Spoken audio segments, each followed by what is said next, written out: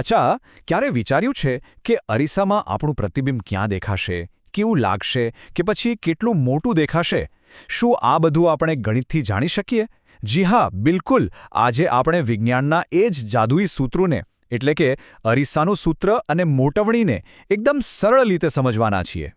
Sanjay maths and science એકેડેમીમાં આપનું સ્વાગત છે. તો ચાલો વિજ્ઞાનની આ સફરને સાથે મળીને એકદમ રોમાંચક બનાવીએ. તો મૂળ સવાલ એ છે કે અરીસાની આખી રમત પાછળનું ગણિત શું છે?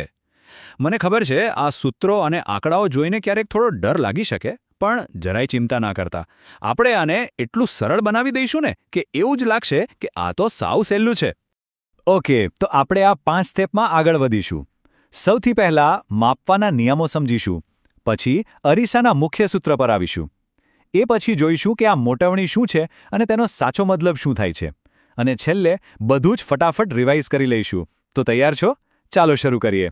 કોઈ પણ ગણતરી કરતા પહેલા તેના પાયાના નિયમો સમજવા ખૂબ જરૂરી છે.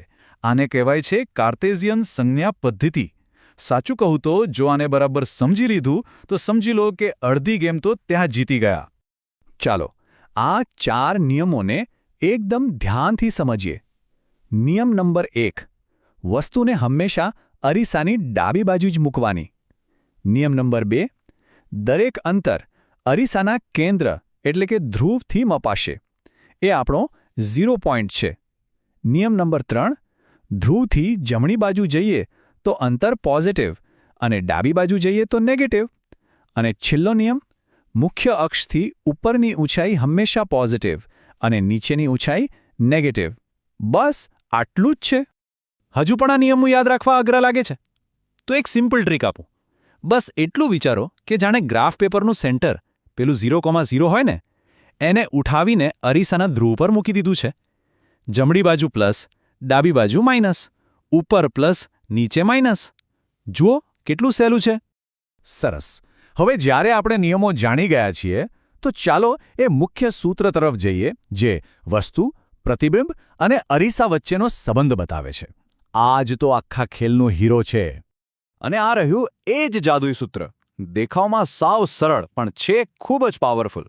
આ સૂત્ર આપણને કહે છે કે જો આપણી પાસે વસ્તુનું અંતર u અને અરીસાની કેન્દ્ર લંબાઈ f હોય તો પ્રતિબિંબ ક્યાં બનશે એટલે કે v તે આપણે ચોક્કસપણે શોધી શકીએ છીએ.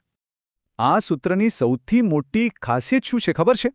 એ દરેક ગોલીય અરીસા માટે કામ કરે છે, પછી ભલે એ અંતર્ગોળ હોય કે બહિર્ગોળ. પણ એક વાત મગજમાં બરાબર ફિટ કરી લેજો. જો આપણે પેલા સંજ્ઞા પદ્ધતિના નિયમોનો ઉપયોગ નહીં કરીએ ને તો જવાબ હંમેશા ખોટો જ આવશે. એટલે નિયમોનું પાલન કરવું એ સૌથી અગત્યનું છે. ચાલો આપણે એ તો જાણી લીધું કે પ્રતિબિંબ ક્યાં રચાશે, પણ એ દેખાશે કેવું, કેટલું મોટું હશે કે પછી સાવ નાનું? આ બધા સવાલોનો જવાબ છે મોટવણી. તો મોટવણી એટલે શું? સાવ સરળ શબ્દોમાં કહીએ તો પ્રતિબિંબ વસ્તુ કરતાં કેટલા ગણું મોટું છે કે કેટલા ગણું નાનું છે એ બતાવતો આંકડો એટલે જ મોટવણી. બસ આટલી સિમ્પલ વાત છે. હવે આ મોટવણી શોધવાની 2 રીત છે. એક, આપણે સીધું જ પ્રતિબિંબની ઊંચાઈ એટલે કે h' ને વસ્તુની ઊંચાઈ એટલે કે h વડે ભાગી શકીએ. અથવા બીજી રીત, આપણે અંતરનો ઉપયોગ કરી શકીએ. અહીં પ્રતિબિંબ અંતર v અને વસ્તુ અંતર u નો ગુણોત્તર લેવાનો છે. પણ ખાસ ધ્યાન રાખજો, આ સૂત્રમાં આગળ એક માઇનસની નિશાની છે. આ નિશાની ખૂબ જ મહત્વની છે. પણ આ એમનું જે મૂલ્ય આવે છે ને એ માત્ર એક આંકડો નથી. એ તો આપણને પ્રતિબિંબ વિશેની બધી જ માહિતી આપી દે છે. એની આખી જન્મકુંડળી બતાવી દે છે. ચાલો જોઈએ કેવી રીતે. જો એમનું મૂલ્ય પોઝિટિવ એટલે કે ધન હોય તો સમજી લેવાનું કે પ્રતિબિંબ આભાસી અને ચત્તુ છે. અને જો એમનું મૂલ્ય નેગેટિવ એટલે કે ઋણ હોય તો પ્રતિબિંબ હંમેશા વાસ્તવિક અને ઉલટું જ હશે. કેટલું સરળ છે નહીં?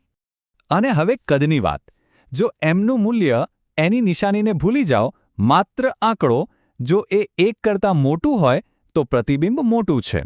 જો એ બરાબર 1 હોય તો વસ્તુ અને પ્રતિબિંબનું કદ એક સરખું છે. અને જો એ 1 કરતાં નાનું હોય તો પ્રતિબિંબ નાનું છે. તો આખા વિષયનો સાર શું નીકળ્યો? ચાલો એકદમ ફટાફટ એ મુખ્ય મુદ્દાઓ પર નજર કરી લઈએ જે આપણે હંમેશા યાદ રાખવાના છે. બસ આ 5 વાતો મગજમાં બરાબર બેસાડી દો અરીસાનું સૂત્ર, મોટવણીનું સૂત્ર, સંજ્ઞા પદ્ધતિનો ઉપયોગ કરવો જ પડશે અને એમના પ્લસ અને માઇનસ ચિહ્નનો અર્થ. જો આટલું આવડી ગયું ને તો અરીસાનો કોઈપણ દાખલો તમારા માટે એકદમ રમત જેવો બની જશે. આશા રાખું છું કે હવે હરીસા પાછળનું વિજ્ઞાન અને ગણિત એકદમ સ્પષ્ટ થઈ ગયું હશે.